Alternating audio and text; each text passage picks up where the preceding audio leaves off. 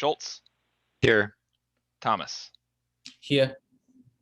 Alrighty. Residential zoning district ordinance updates. And Kendra, it's all yours. I just have a couple slides, Mr. Mayor, just maybe to kind of frame the discussion, and then it's, I look forward to hearing the council discussion. So Sounds good. this is a follow-up to last month's meeting. As at that work session, you directed staff to bring back options for an urban cluster ordinance. I reference OS&P a few times because we call in the rural area our cluster ordinance the OS&P ordinance, and I felt like that was helpful. I hope it was helpful in describing some of the issues. Staff was directed to help identify the problem, provide potential options, and an outline of next steps. And so, next slide. We researched a number of ordinances and kept in mind this land use map, which is the 2040 land use map, and the colored areas on the right and the south are in the MUSA, and that's the area that we're really talking about. We already have a cluster ordinance for the part outside of that, the west half of the city, west 2/3 of the city. So this was really in that MUSA boundary. And there's a mix of land uses, the bulk of which is low density residential, which is 3 to 5 units an acre. That's that bright yellow. Next slide. Is the zoning map. And so just for context, there's a couple places where we talked about the urban reserve district also allows some cluster ordinance based on development rights. So there is an option to do the existing ordinance in those areas. We've yet to have a landowner or developer look at that, but it is an option that remains. Next slide. So the question we had, Natalie and I had, as we looked at different ordinance options, and Natalie did yeoman's work gathering different ordinances from across the state and frankly across the country to look for examples of how to accomplish this. And the question that kept coming back to us is the intent to preserve open space for the sake of urban open space, or is it in fact to preserve significant natural features? And depending on the answer to that, you might find one of the two options we provide makes more sense.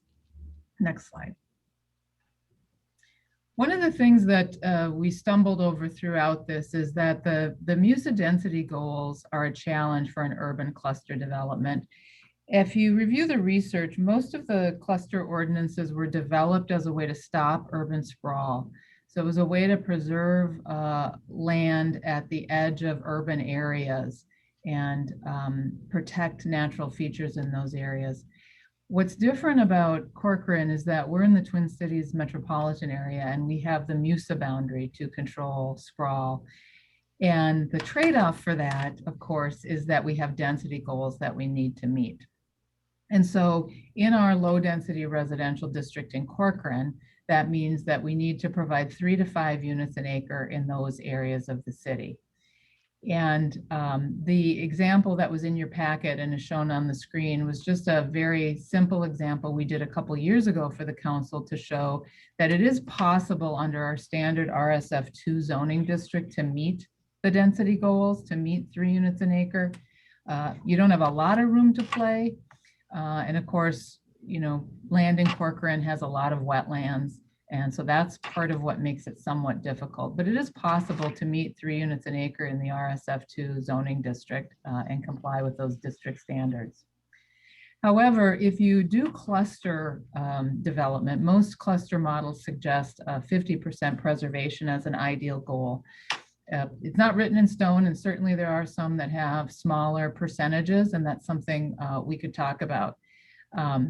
The thing that happens when you shift, when you preserve the open space and shift the housing to one part of the site and potentially give density bonuses, and that's the part that's critical, is if you're giving density bonuses, if you're allowing the same number of units from 40 acres to be slid to 20 acres, it makes it difficult to make single family housing work in these single family areas, and you're likely to see some change in land use. And I gave some very simple, quick examples in the staff report of what you might see, but I think you'd likely see more townhouse development, potentially other types of housing that people might look for if you, especially if you were looking at that higher end of preservation near 50%. Next slide. So the first option is exactly what you asked us to do, which is to look at the cluster ordinance. And I think we could build off of our OS&P ordinance as a springboard, if that's the direction you wanted to go. And what we would look at is what's the process? Our current OS&P ordinance is by right, meaning people just come in with a plat and they get the density bonuses if they meet the standards in the ordinance. That's nice because it makes it easy for people to come in and do that development. They don't have to go through a PUD process necessarily. There are a couple triggers for a PUD with an OS&P ordinance if they did not meet the setback standards, if they did not meet the lot size standards, or if they wanted a shared septic, for example. But generally, you could come in by right. We had someone come in recently with Paulson Farms, a by right cluster development. So you could take that, identify the process. You'd want to determine which parcels are eligible for this cluster ordinance, what standards you'd want to see. Are there performance standards, whether it's architecture or just the conservation of that area? And then what is the incentive? What's going to make it appealing to developers? In the rural area, it is in fact the density bonus. You give us 50% of the land in preservation and we will double your building rights, or you get 150% or a 200% bonus, depending on some things. So are there other things we could use to incent developers to use this process? So I think that's certainly, there's a lot of nuance in those couple of bullet points that we would need to talk about, but that's a pretty easy ordinance to write if we springboard off the existing ordinance, which we have, which was in fact modeled off of that MPCA model ordinance. The pros of that is it's pretty easy to jump right into that, easy to write, easy for people to understand. I think the math can be pretty simple. One of the challenges or some of the cons, I think, are that it may result in a different development type in the urban area because of the way that shifting of density shrinks lot sizes and requires the same amount of units. You might see a different kind of land use, and that may not be something that people want to see. It could result in disconnected open space because it doesn't necessarily just apply to people that have what we've identified as a significant natural resource. It doesn't necessarily have to be limited to the Greenway corridor. So you may not preserve the wildlife corridors that we talk about preserving due to the nature of urban development. And frankly, in the urban area, we don't know if there would be significant development interest in this type of development. It would really depend on the incentives that we put together. Next slide. The second option was a conservation overlay district. There's a couple different ways to get there, but the idea of this is it is identifying the features that we want to preserve. So in fact, our comprehensive plan has identified significant natural areas. That's a map that's adopted by the ordinance or by the comp plan. And we've also identified greenway corridors. And the difference is the significant natural areas were identified as part of a land survey that was done by Bonestro in 2001 for the city, and then supplemented by some DNR MLCCS data about valuable natural resources. That's because it's a high quality tree, or it's a tree area that's older, it may be a wetland area. So those are significant natural areas. And greenway corridors, as I understand it, this is kind of pre-me, but were developed as part of a wildlife corridor that came out of that same 2001 survey. So those are identified on our parks map, actually. But you could use those as a tool to decide who is eligible or who's required to provide this conservation standard. And so those standards, there's a couple different ways to do that. And Natalie and I felt like the couple of examples we gave you from Dayton kind of reflected two different ways to do it.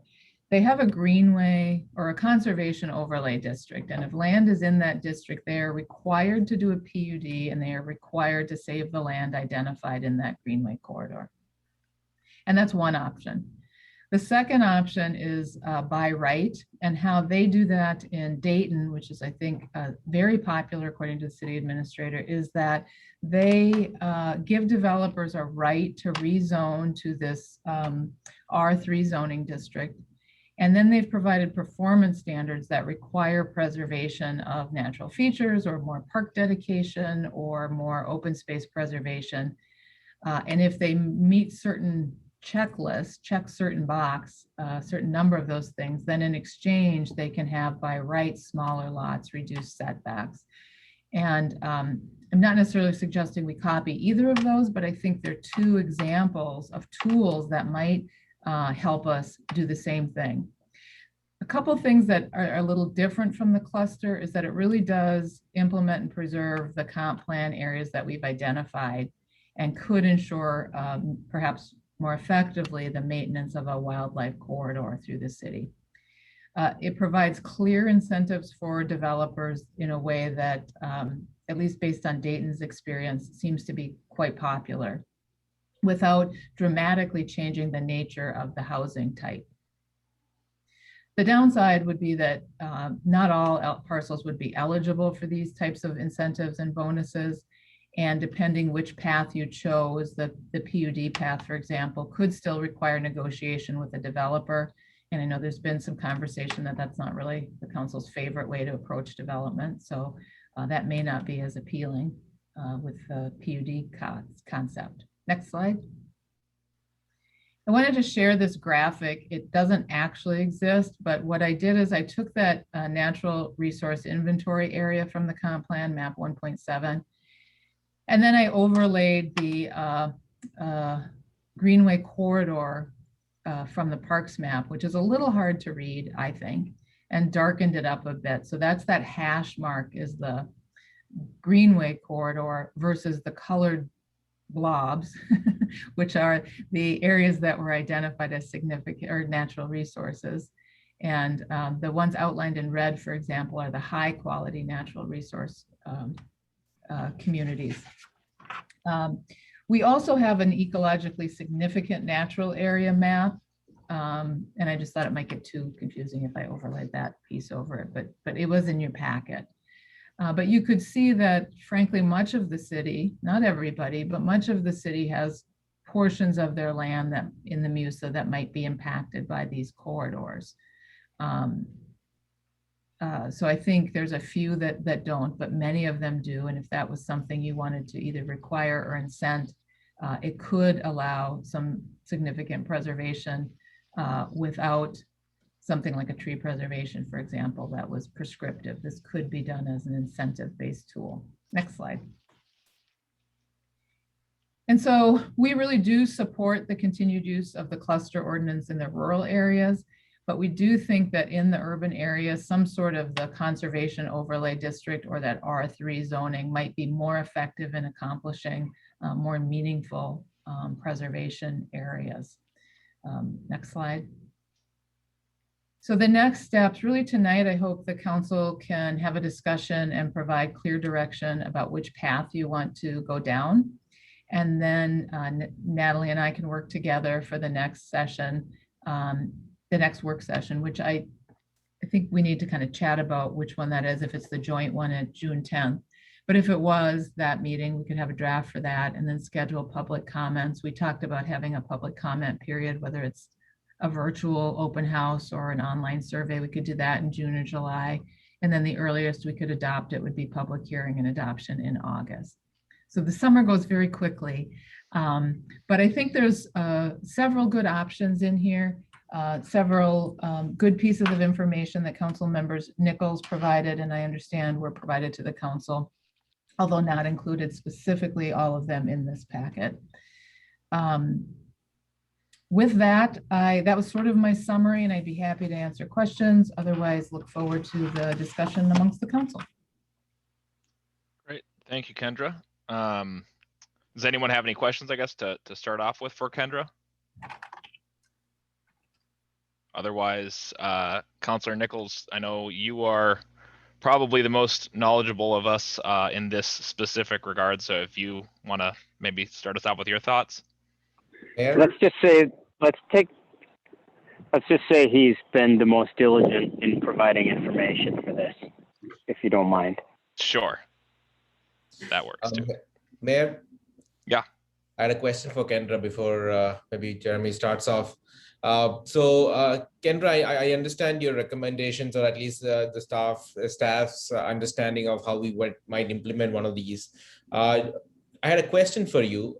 So I think your recommendation from a conservation overlay is based on the fact that we want to preserve significant areas, right? Ecologically significant areas. But if the purpose of this was to contain density, would your recommendation change, or you would still say that that is still the best way to go about it within the MUSA line? If the goal is to change density, neither of these tools is the right tool.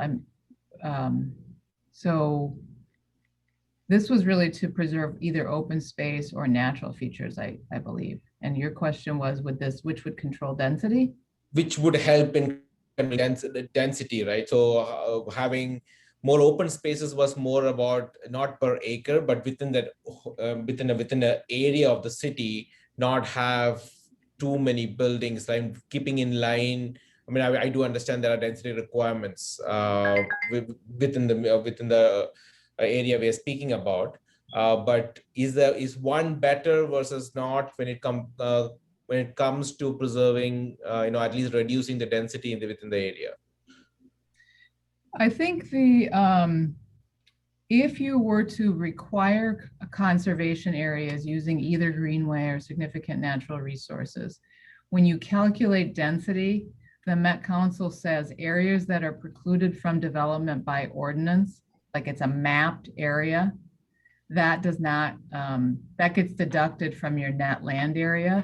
So that option, if you required developers to preserve those areas, that would result in less density. Got it. Thank you. So I think maybe the best way for us to organize our thought process is, I captured some of the questions that I think Kendra asked for us to speak to. I've got four here.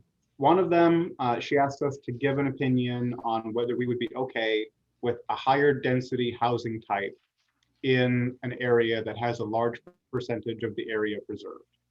The second question I wrote down was, how low do we want to go in terms of open space and still have some incentive? So we talked about 50% are willing to go lower than 50%. The third one was, are we trying to preserve open space, or are we trying to preserve natural features, or both? And then the last one, do we want it to be optional everywhere, or do we want to require it in some areas? So let's maybe hang our discussion on those 4 points. Is there any other question, Kendra, that you feel you need guidance from council on in order to proceed? I think those are the highlights. Those are the critical questions. There were other questions that, depending on what the answer to those are, we might want to get into, but those are the big ones. Okay. So why don't we start with the easiest one first? And I think it's probably open space versus natural features. And I'll give my thought, and then of course everybody else needs to weigh in too. But the way that I think about this, the ultimate goal is to have, in my view, open space preserved in the environment. So as you're living in Corcoran or you're driving through Corcoran, it's different from the surrounding higher density suburban suburbs, and it's visibly apparent. To me, I would like to see natural features be preserved as part of that, but the goal isn't just to preserve the natural features. I would like to see it in not be a requirement for developers, but be it attractive enough that people would choose to preserve a significant portion of open space in most developments. Anybody have any other thoughts on that, or who would like to go next and give your opinion? I'd agree with that. I think the big thing for me here is that it's not. I think it should be an optional thing clearly, because I don't think if we wanted it to be everywhere, that's a feasible thing just based on the developers that would potentially be interested in it. But I think if it's an option and we're able to incentivize it well enough, and we get some of these areas that just preventing development from just stacking on top of development and giving us some open space in between, I think would be the end goal of that, which I think if it's just a matter of finding what the right incentives are, I think.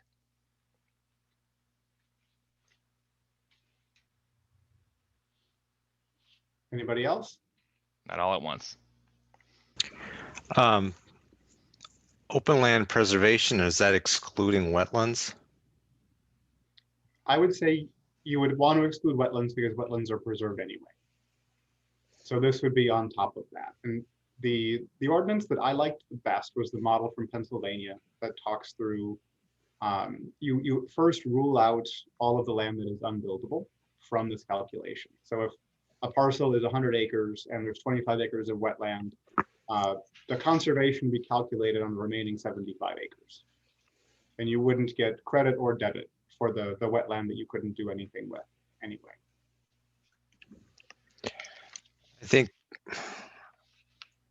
I think having it as an overlay district and not doing it specific to significant areas may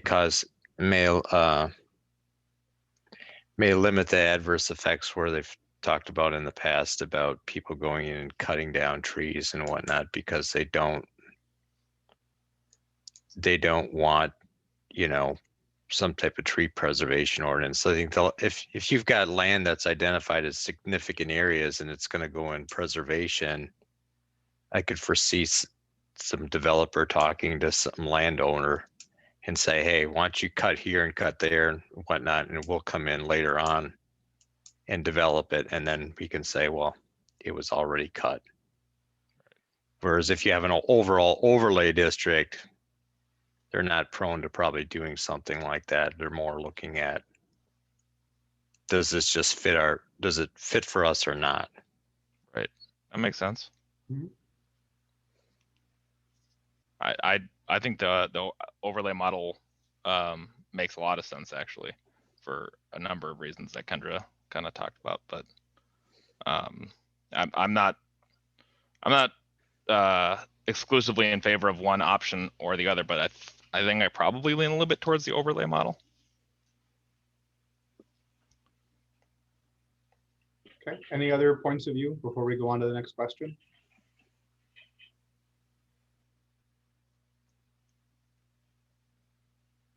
Okay, so I think this segues nicely into optional everywhere or required in some areas. So I think that's what, Ellen, you were just trying to touch on with the idea that are we going to specifically identify natural areas that you're required to operate in this way? I guess my thought on that, I would agree. I kind of like the idea that it's required in some areas in the sense that it makes sure that it happens and it resolves a worry on my part that people just aren't going to use it. But I think that there's probably a net negative there in that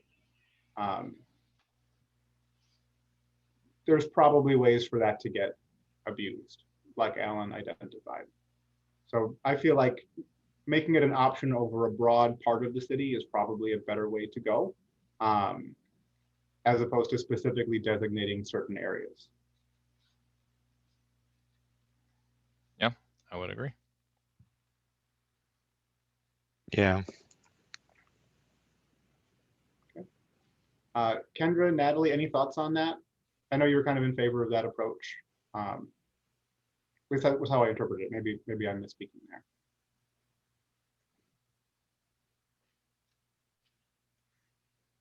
No, I think it's a good conversation. I think as you continue to talk through it, we'll I'm not sure if I hear where the whole council's at. I feel like I'm hearing a little bit more about an overlay option with incentives, but keep the conversation going and we'll see where we end up.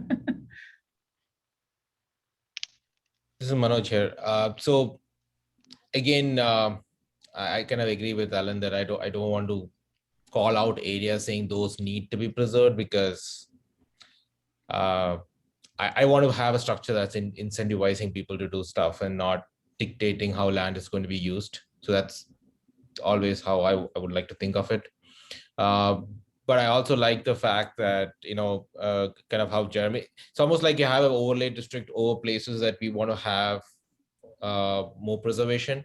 But when we start doing the calculations to incentivize, have obviously a good incentive policy, but don't give credits for, like, I don't want concentrations in areas where, like, like say the wetlands, right? Take that off, right? You wouldn't have been able to build on that anyway. So you're not going to get the benefit of a higher density or more building rights in a corner of that lot because there's, forest there and things like that. So I think still keeping that in mind, that you don't use the wetland credits and things like that, an overlay district makes sense to me, versus calling out parcels and places and saying, okay, this needs to be preserved, unless there's some that is that significant, and maybe we deliberate on a case by case basis. But I wouldn't go around and say this is the criteria and you will conserve or preserve this piece of land for these reasons. One way Maybe, that sorry, go ahead. Alex. sorry, I was just gonna say, when we start to actually get in the process of talking about incentivizing, maybe you have an overlay district, but you have an increased incentive on naturally significant areas versus non-significant areas. Yeah, that's what I was going to suggest too. And maybe you get, maybe the threshold to gain the other incentives is lower based on how much of the area that you're preserving is the high quality area. Right. Kendra, did you have something?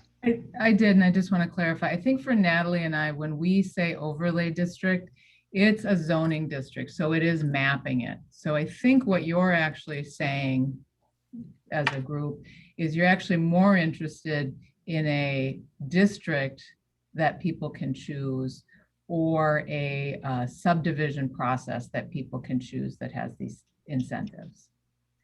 Because an overlay would be layered on top of the RSF2 zoning district. You'd also be in this conservation district, and then you'd have to do it.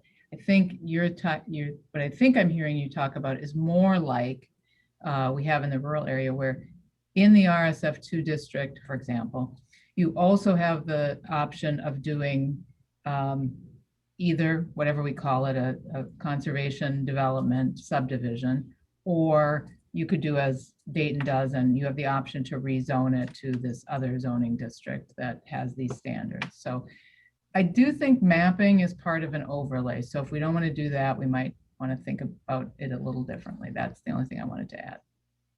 Gotcha. What I was hearing was we don't want to specifically designate certain parcels. Or if we go back and look at the natural resources map that you were able to overlay on itself, it wouldn't just be in the areas that abut that greenway area. I think the thought is it would be over, most of the MUSA, for example. So it might still be an overlay, like you're talking about, but it just wouldn't be tailored to a specific topography. Well, what Kendra's saying is that if you overlaid it over the whole MUSA, it would be required in the whole MUSA. Am I understanding that correct? That is typically how it works. If it's an overlay, it's like the shoreland overlay. Yeah. The requirement, you're subject to that. It's mapped on top of your zoning district. So typically that's how overlays work. But if that's not the goal, is to require it, then there are different ways to get there. Like I said, you just create a cluster subdivision for the urban area. Okay. We can figure out the words we use. But I think with the question Natalie and I were trying to ask, maybe worded differently, is do you want to map it or leave it as an option? And I feel like you don't want to map it, is what I'm hearing. Yeah, I would tend to agree. Yeah, I like the idea that if you happen to have significant natural resources or greenway corridor, maybe you get an extra incentive to do that. Yeah, like that. That makes sense. All right. For the next question, thoughts on allowing higher density types if people are preserving a sufficient amount of space? So for example, let's say if you're preserving 30% on the lower end, maybe you only get smaller lot sizes. And if you preserve, say, 50%, maybe you can do twin homes or duplexes. And if you preserve 70%, maybe you can do something else. We can debate and define what levels would be appropriate there, but conceptually speaking, are people okay with the notion of this is zoned for single family homes? If I set aside the right amount of land and lay it out in the right way, can I do something other than single family homes? Manoj here. So I'll take a shot at that. So a couple of things that came to my mind when I was going through that in the presentation as you were laying that out. Housing types, I don't think we should, this is me personally, I don't think as a council we should be in the business of saying what developers should be building, because I think they'll build what the market would need, right? So so I am in favor of different types, but I don't like the idea of saying, hey, if you're at 30%, you do twin homes, right? Maybe we define that as lot sizes and densities, maybe a different way of doing it, because I don't want to restrict or call out. Like, what if somebody says, I'm going to do 75% and I want an apartment complex there, right? So that would be, I leave that to the developer to come back with the plan for that piece of land and say, okay, this is what I have, how I want to develop, this is what I preserve, and I want this density, and these are the housing types I want to do. And then, you know, we let the planning commission go at it, and we as a council go at it. But that's how I would look at it. But if the question is, hey, do you mind other housing types than single family homes? Yeah, I am for different types. So I don't have an issue with that, personally speaking. Yeah, I would think of it more as if they're preserving this much, they'd have the ability to do this other type, not that they'd have to do that other type of housing. They'd have to specifically do townhomes or whatever. It'd just be at a certain number of certain preservation percentage, you'd be able to do that type in a otherwise single family home area. Can I ask a question? Of course. Is this MUSA or non-MUSA that you're talking about specifically, Jeremy? This would be MUSA. So inside MUSA, I mean, would we be able to meet is it realistic to expect that we'd be able to meet the Met Council guidelines for homes per acre if they preserved? I mean, we would, if you do the math, we'd essentially have to allow people to do multi-family units to meet that Met Council requirement, wouldn't we? I think it depends on the Actually, let me take that back. We wouldn't have to, but we'd compel them in a pretty dramatic sense if they wanted to preserve 50% to do multi-family housing. And I think that's what we need to define. So if we are okay limiting the amount preserved to a smaller percentage, then you could only allow single family. And maybe you put other limits in place. Maybe the most we would want to let somebody step up is, you know, one level in zoning. So if they're in an RSF2 and it allows single family, they could go to a twin home and no more. There's a variety of ways that we can do it. Obviously, we need to do it in a way that allows us to meet our total density target. Personally, I don't want to see apartments go up in what's zoned as low density, but I would be okay with a townhome potentially if there's a high enough percentage that's conserved and we're doing things to control, you know, where that goes on the plot. I think there is a way that it could be suitable.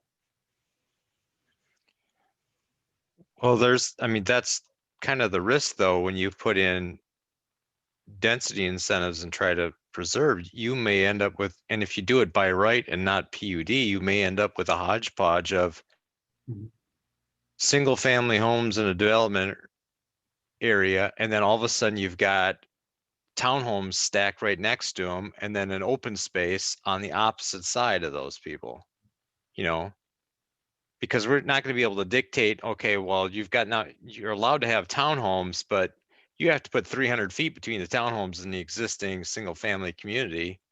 They're going to want to cluster them as close to that single family community as they can to take advantage of sewer and water, right? So you could end up with a hodgepodge of different things all around the city, which I don't think we want to get into though. So you have to be really careful when you talk about how you're going to control the density and what you're going to allow and how you're going to allow it. Yeah, That's my biggest fear. One of the mechanisms that I liked in several of the articles that we circulated, the process that a lot of places use is actually involving the planning commission a lot earlier in the process. And they talk about having in a conservation subdivision ordinance or within the PUD process for that ordinance, a requirement that there be a walk of the site with the planning commission open to the public and the developer to lay out, okay, given this particular site, what are the areas that it makes sense to preserve? And what are the natural features that we're going to try to keep in place? And how are we going to make sure that this development meshes with the surrounding community well? And that happens early. So they're not investing hundreds of thousands of dollars into a plan only to be rejected and asked for changes when they get to the planning commission. That can all happen earlier in the process. And I feel like there's probably a viable way to do that where we could protect existing residents and protect the integrity of the overall design of the city, while still allowing more space to be preserved. If we didn't want to do that, I think that's okay too. It just means that you would have to cap how much open space you're trying to preserve to avoid allowing different home types. Yeah, I think the big thing would be limiting how high of a number, the 70% example with where you'd probably be allowing apartments, that would be a bigger concern of mine. So I don't think we'd want to go that far on it, but more along the lines of what you were talking about with maybe kind of one type up. If you're talking about either smaller lots or maybe a townhome in certain areas, that's less of a concern than it. Because I agree with Alan on what the concern would be if you have single family homes that backs up to an apartment, then the open space is over there, as opposed to the goal would be, I guess, to have it kind of in between the two, but that's not always going to be something we can control.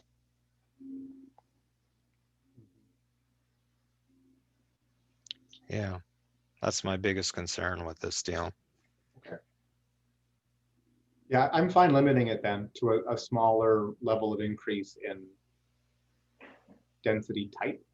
I think that would certainly, it addresses a legitimate concern. We have to pretend that this process will be run by people other than us, right? So let's make sure that the process itself ensures integrity and it doesn't rely on individual decision makers to do the right thing every time. Yeah, and to John's point, the math has to work. That's the biggest thing. Mm-hmm.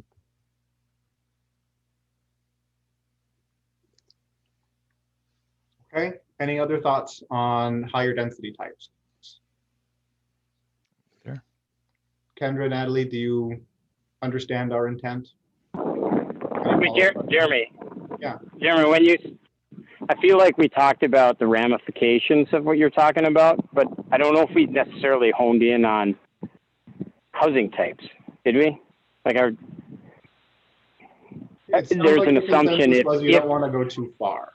So what I heard from Alan and Tom is we don't want to go up to a significant size of multifamily in an area that's underlying zone is low density residential, but they would be okay with like a twin home or a small town. Did I hear that right, guys? Is that what you said? With the potential of it in places, yeah. With the smaller, again, we'd have to figure out the numbers on it, but the smaller percentage of area that's being conserved, yeah. Yeah, so maybe this isn't for this work session, and it's sincere. I'm not trying to get at you. I'm saying that generally speaking, in the past, there has been pushback against multifamily. There's been pushback against twin homes, townhouses, condos, 3-story building, 4-story. 4-story buildings is on. We're going to talk about it tonight. Like, are there things off the table? I think we should just generally.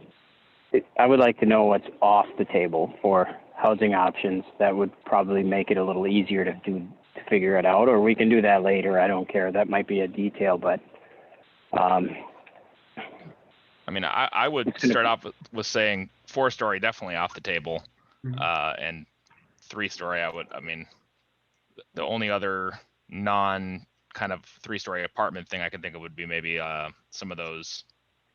I forget what they're technically called, but the twin homes basically that are having a 3rd story, but the row homes or whatever. But I'd say both of those I'd probably be against having an incentive so high that we'd allow that high a dense or that high dense of a building. Yeah, I don't think you can move multifamily into the various areas of the city just because we want conservation. Mhm.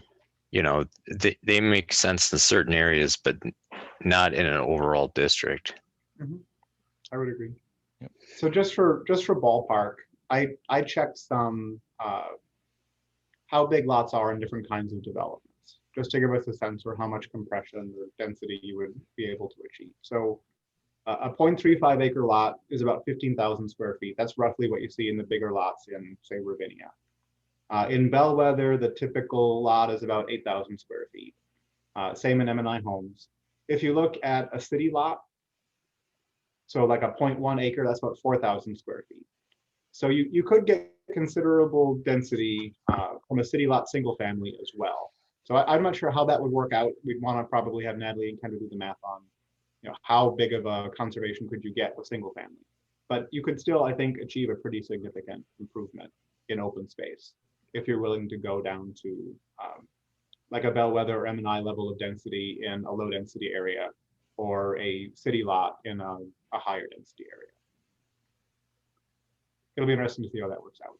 And I don't think the city lots, when you look at Minneapolis, you can't do Minneapolis now because they filled all the wetlands. And unless you have that block structure, I don't think you can do single family at more than 4 units an acre as a general rule.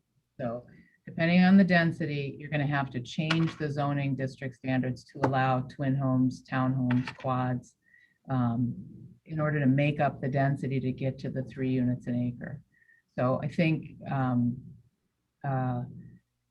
a 50% preservation. If it's less than that, if 10% is fine or 20% is fine, you may not have to go to townhomes, but you probably will need to allow twin homes by right in the single family zoning districts. And so the thing that I encourage you to think about is neighbors were not happy about Tavera's mix of land uses.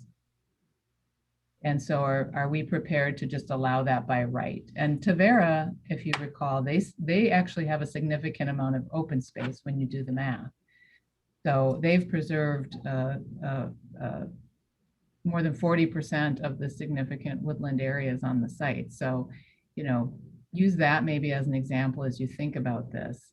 And in order to meet their density, which is not much over 3, they ended up having to get the townhomes and the twin homes in addition to the single family to get up to that. I think they're at 4 units an acre. So as an example, that would be a by right that we're talking about. What's the minimum lot size in Corcoran inside Musa? It does vary depending on the zoning district. So in the RSF2, which is the most common zoning district, 11,000. Having a little trouble here, Nick, Kendra. Yep, we lost you there. I think it's background noise from John. Oh, is it? John, Which will bring us you to mute? that. So it There we go. varies by district. The most common single family district is the RSF2 zoning district. And that has an 11,000 square foot minimum lot size with 80 feet of frontage. So that example I included in your packet was an example of what you could you get to 3 units an acre under the RSF2 zoning district, and just barely.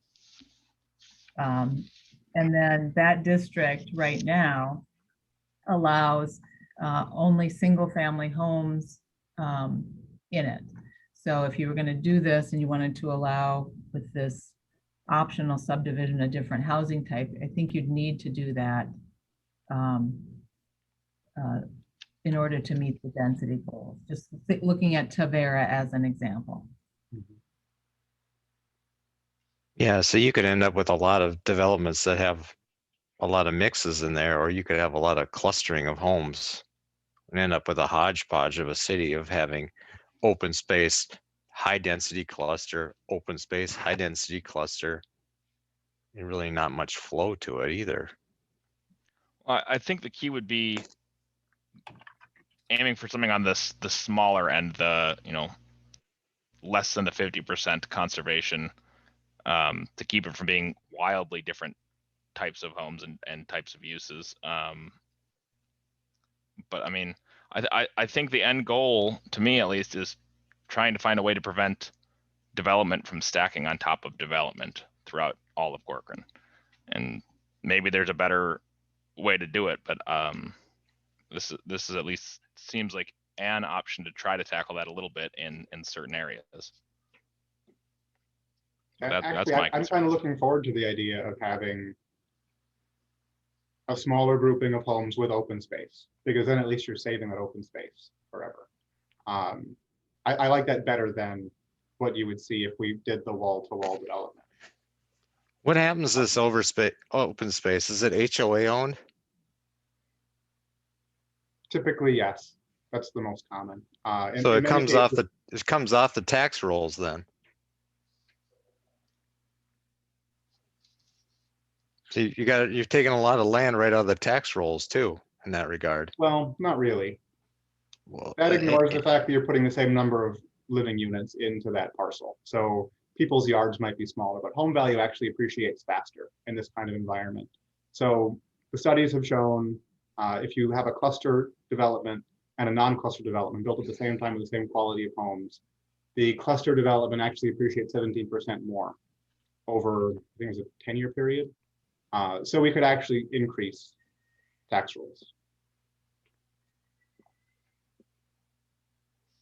Yeah, I think that's a subjective matter of debate, to be honest with you. But I guess it also depends on how do you want your city to look, right? Do you want these small homes tightly packed, or do you want more homes spaced out?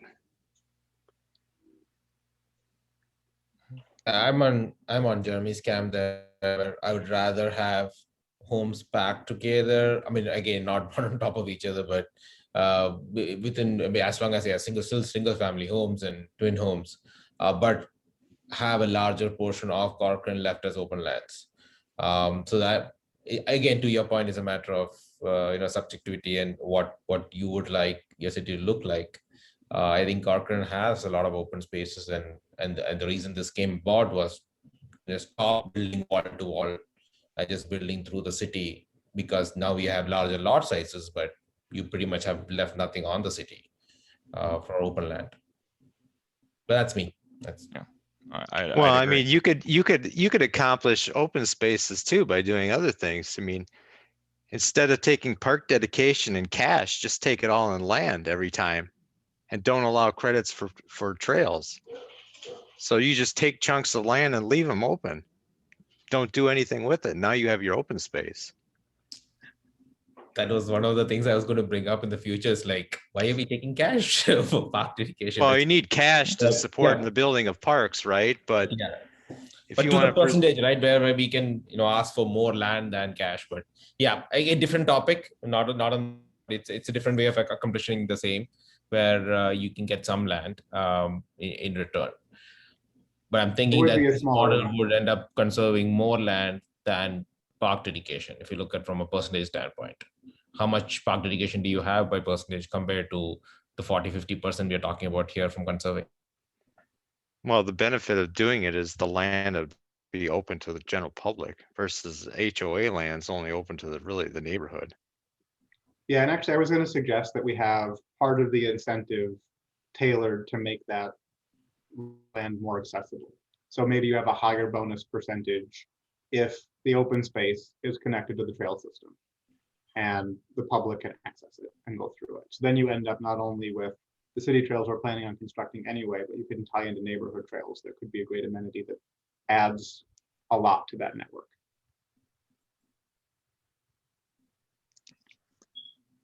Yeah, that's probably a bigger discussion too with regards around trails and trail maintenance and the ability to do that.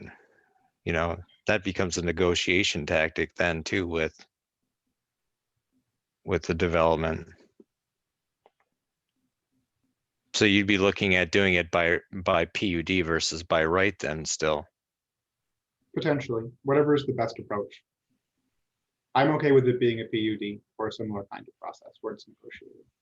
I am too.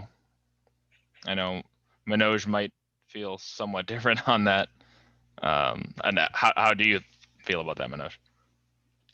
I personally, I like the by right option, but I do understand that defining most of this upfront and I mean, not leaving it to a negotiation, it has its own challenges to it. I just don't like the subjectivity when it comes to PODs and the inconsistency depending on who comes in and which council is in place versus having it consistent. So I'm more by my rule is by rule, but it's about what will work because I don't want to lose sight of the end goal here, right? It's to preserve as much land as we can by meeting our density guidelines, to John's point. I think we went far away from our initial discussion. Is like, are we okay with different types than single family homes? And what I'm hearing is, yep, as long as they're preserving enough and it's a step up from one level up from what they're allowed, we are okay is the guidance. Because I would want to have this discussion once we know that to meet the density requirements and for what percentage of conservation are we talking about, what do we need to do, right? When we see that math and the details, I think the devil will be in the details here. That's when this conversation and discussion would be more relevant. I feel like we're jumping 2 steps ahead over here. But to answer the question that I think Jeremy initially posed, I guess what I'm hearing is most of us are okay with a step up from what's allowed in that zone, but not too high up because there are things that we wouldn't touch, right? We don't want 4-story apartments and big apartment complexes. That's not our goal here, which is why we want to make sure that we write that accordingly. But if it can be done by right, I would love it. If it has to be a POD, I could be swayed if it makes sense. If it makes sense to the larger discussion, because I'm just totally against the idea of this whole POD. Gotcha. Again, that's just me. Yeah. I agree that I think we need to see the actual impacts and the numbers, and maybe that's the next step that we get back from staff is what some of the impacts. If we did a 30% conservation, what we'd actually be seeing in terms of the types of homes we'd have to be allowing, or 35 or 40 or whatever. And until we see those numbers, I think it's hard to say if it's something that would fit or not. Well, that example that they provided before would be good. I don't know how easy it is to do, but if they could do an example with that with various percentages and densities to show what type of home would be on a parcel of land to meet those densities with X% of conservation. Yeah, I think that would because I mean the illustration might sway you one way or the other. I agree. I'd love to see it. I think that'd be incredibly helpful. All right. Then the last question was, what's the minimum amount of area we're willing to entertain for the incentive to start to kick in? And I think the minimum that I would be happy with seeing some bonus conferred is probably like 20 to 25%. Less than that, I don't think is necessarily worth it. But I'm open to other thoughts, of course.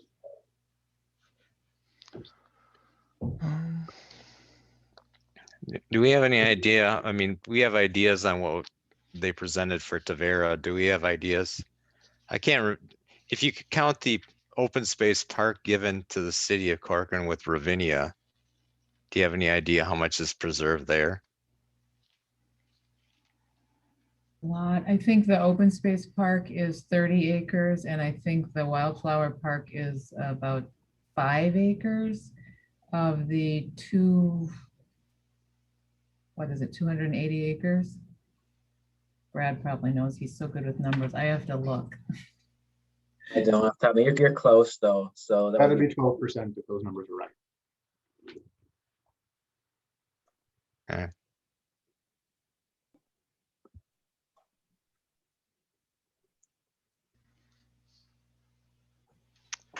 The percentage is important. If, I think if we had some, we could certainly create some examples. I think the lower percentage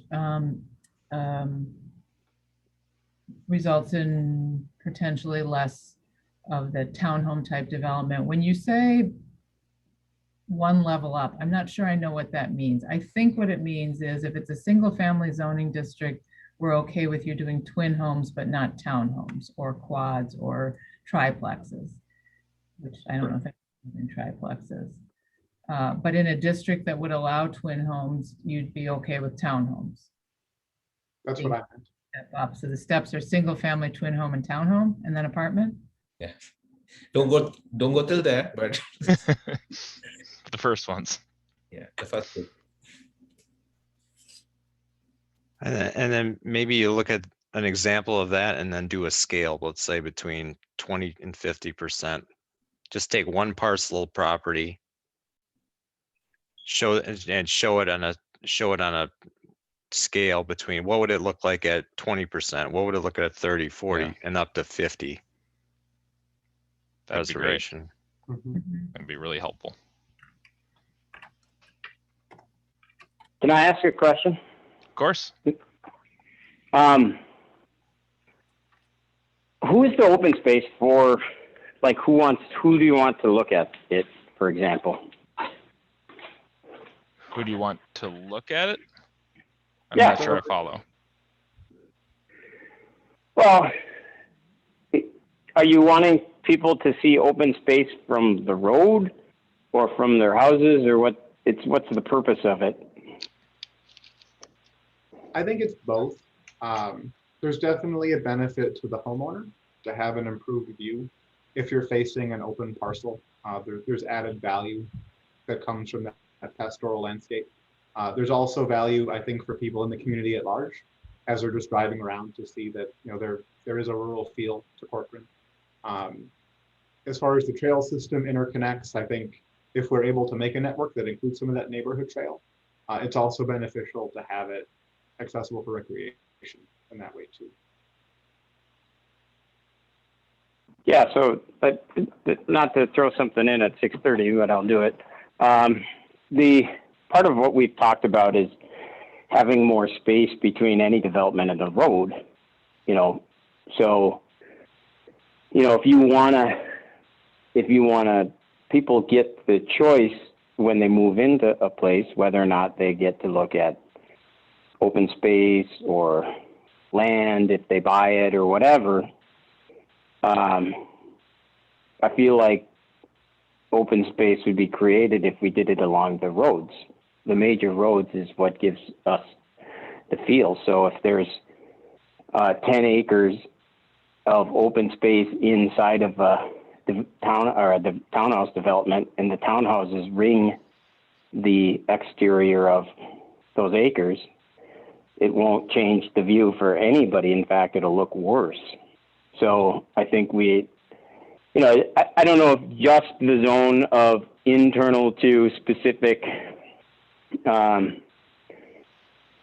buildings or neighborhoods is what we're after, because if we're after that, that's a different story than a rural feel.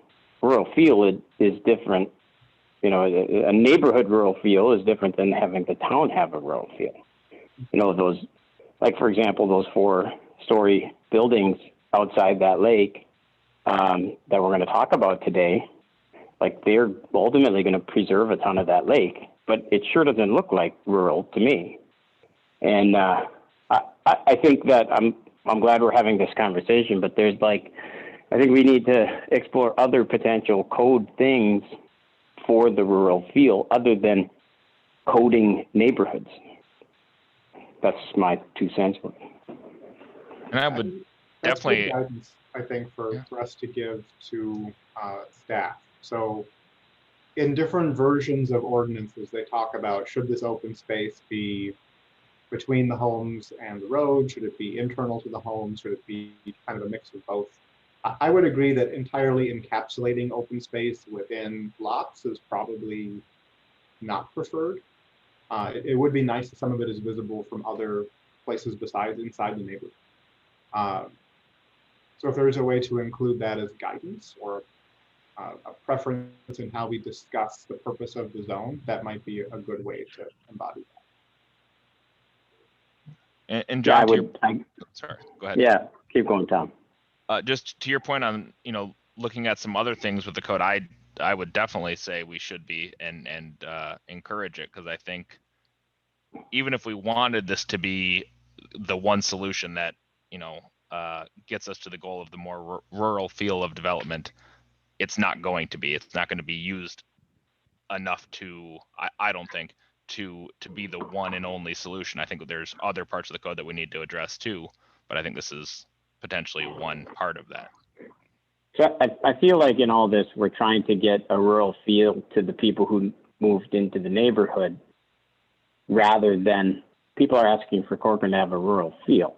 They're not, I guess I feel like if you want a rural feel, you should move out even more, or let the free market have builders come to you with ideas of more open spaces, rather than compelling and using the fact that people want an open feel in our town. Well, they'd still and be not able to bring it. They'd I still don't be know if able they to. will be able to deliver it this way. I don't know. I guess I'm a little skeptical about it, but it's interesting. What I'm saying is they wouldn't. We're not talking about the way of it being a mandatory thing. It'd be an option. So builder could still come to us, and if they had a different proposal that would still fit in that zone, or in a PUD that we thought was a solution that would better address it, then we could still do that. It wouldn't prohibit us from you're saying proposal with that. You're saying it's either or, right? And I get that. I guess the devil's in the details. I'm open to this.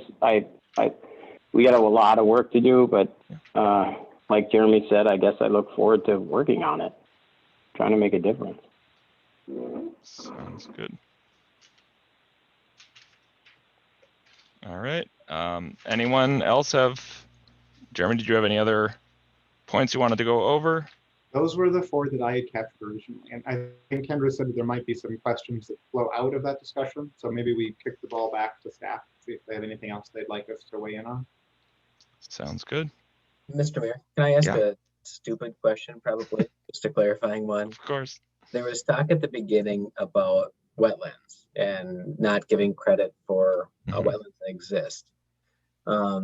Is there a thought where the wetlands are untouchable in Corcoran, so there's 0 impacts allowed, or as long as they're buying credits from someplace else or creating a different wetland on sites that's more usable? So I just want to get a take on how does that work. Kendra, can you explain that better? Well, yeah, but now you terrified me with that, but I think I don't think we would stop development in Corcoran if we said you couldn't impact a wetland. Correct. That's why I wanted to bring it up. I think what I heard, and maybe that's my bias with the OSNP, was that we're not counting that as open space, but it's a great question. So if you're preserving 25% open space as an example, does all of that acreage, are we talking about gross land area or net land area? No. So it wouldn't include anything that you couldn't build on. It has to be acreage that you could have developed but are choosing to leave as open. Yeah, I think that's I think that's going to be one of the challenges, because you're going to end up with a lot more than 25%, just the way wetlands fall, and you won't get credit for it. But I think that example we gave was based on a 40 acres with actual wetlands. So I think we can come back and show you what we think might result. Another option as we work through this might be to gauge, is there any developer interest in that? The Pennsylvania example really isn't urban density. I'm familiar with an urban example. Bob's project in Wildflower that I gave you is well under the density range and is really Bob's vision. So I could not find, and Natalie could not either find, an urban density model of this. So I'm curious you know, if there's going to be development interest in this concept. So that might be a future step I did not put on my next steps. But what I think our direction is, because it's 22, I think our direction is to go back and prepare a cluster ordinance subdivision, a cluster subdivision option, not a zoning district, not an overlay, but a cluster subdivision option that is available for developers, allows them, requires them to preserve some percentage of open space, in exchange for flexibility in lot size and product type, and bring back some examples for what would 20, 30, 40, 50% preservation look like on that 40-acre parcel example. And identify some potential incentives that would encourage developers to use that option rather than a straight subdivision.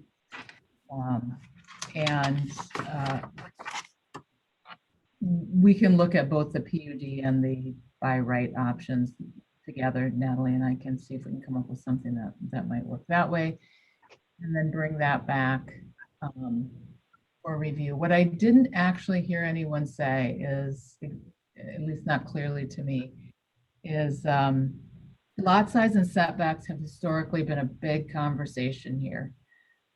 Do we care about those? Is this, we don't care as long as you're preserving the open space, you decide the lot sizes and setbacks, or do we still want to establish some minimum standard? They would want to establish some minimum standard. I think that's where we need to see the potential impacts based on the numbers of what would be feasible there. That's just what I think. Yeah, I would say lot size is very important to me. Lot size and setbacks. I mean, you get to some of these densities in a lot size, we're going to be looking at, like we're seeing in the sketch plan today. Lot sizes could be very small, setbacks could be very small, and you're not going to have a rural feel to it when you look at it, because it's going to just look like this massive cluster as you drive by, and then, oh, there's the wetland, and then you keep driving. So. Another lever that might be interesting to pull is street width. And does it make sense in some cases to allow narrower streets in these developments? Do you get any significant gain in allowing, say, one-way circles or things like that? So maybe think about that and whether that would be something else we would allow if we're not going to give,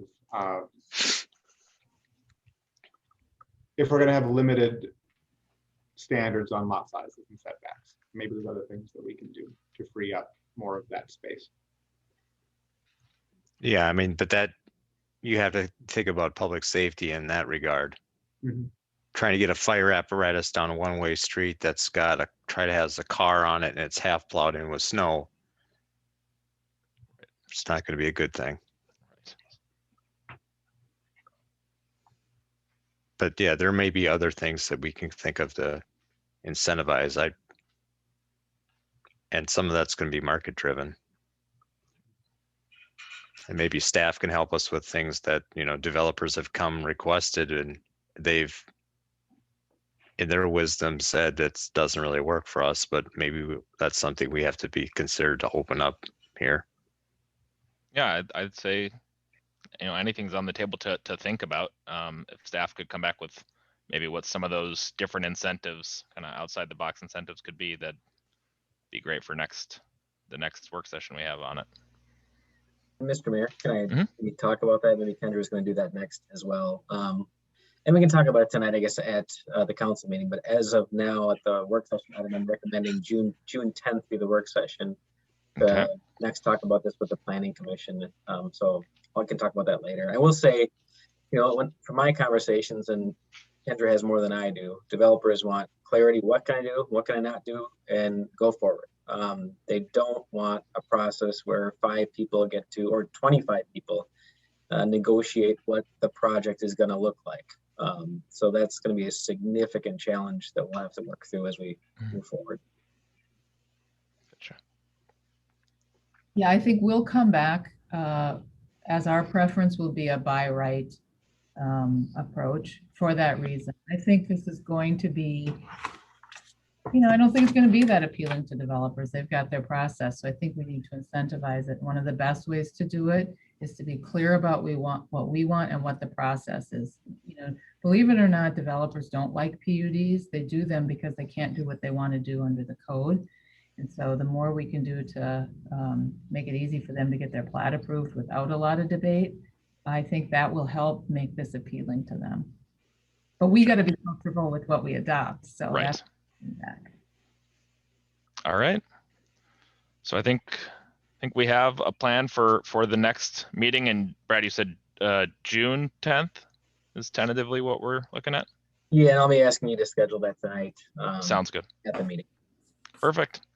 And the only Okay. other thing I would add is as we work through this, ask you to think about whether it would be helpful, which we've done before when we've done ordinances, is to invite a developer roundtable and to get feedback before we adopt it. Just like we ask for public input, we sometimes do that with the developer roundtable, and that may be something to consider as we move forward.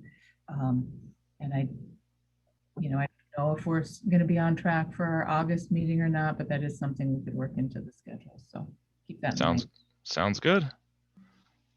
Perfect. All right, then we're just about out of time, but I think we covered what we need to for this. So unless there's anything else, I will entertain a motion to adjourn. So moved. Second. All right. Roll call vote. McKee, aye. Bottoма. Aye. There we go. Nichols. Hi. Schultz. Aye. Thomas. Aye. All righty. I will see you guys shortly. Thank you all. Thank you.